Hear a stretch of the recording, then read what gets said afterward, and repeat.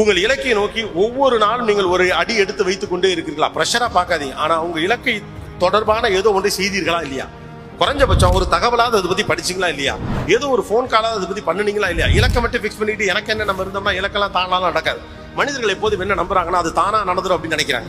9 மணிக்கு ஆபீஸ்க்கு போயிட்டு 5 மணிக்கு வீட்டுக்கு வந்துட்டு கடமையோடும் பொறுப்போடும் இருந்துட்டு சண்டே அன்னைக்கு கறிக்குழம்பு வச்சு சாப்பிட்டுட்டு மாந்த ஒரு தடவை டூருக்கு போயிட்டு வந்துட்டு செலவெல்லாம் சிக்கனமா பண்ணிட்டு வீட்டில் இருக்கவங்க எல்லாம் கொஞ்சம் அதிகாரம் பண்ணிட்டு ஆபீஸ்ல இருக்கவங்க எல்லாம் என்ன பண்றீங்கன்னு கேட்டுட்டே இருந்தா வாழ்க்கை மாறாது.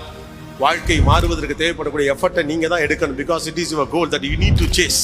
நீங்க தான் அது பின்னால துரத்தணும், ஓடணும், கஷ்டப்படணும், அதுக்காக பார்க்கணும். நமக்கு ஒரு பக்கம் எப்படி டீம் வேணும்னு சொல்றோம், அது மாதிரி இன்னொரு பிரச்சனை இருக்கு. உங்க கோலை யாராவது நிறைவேற்றணும்னு தயவு செஞ்சு நினைக்காதீங்க. உங்க கோலோட வேல்யூ யாருக்குமே தெரியாது. நான் இவ்வளவு கஷ்டப்படுறேன், என் குடும்பம் ஒத்துழைக்கல, நான் இவ்வளவு தூரம் யோசிக்கிறேன், என் மாமனார் வீட்டில் எனக்கு சப்போர்ட் பண்ணல, என் நண்பர்களே புரிஞ்சுக்கல. உங்க கோல்ல அடுத்தவன் புரிஞ்சுக்கணுங்கிற எந்த அவசியம் கிடையாது. After all it is your goal, it is your dream, you have to chase it. இல்லையா?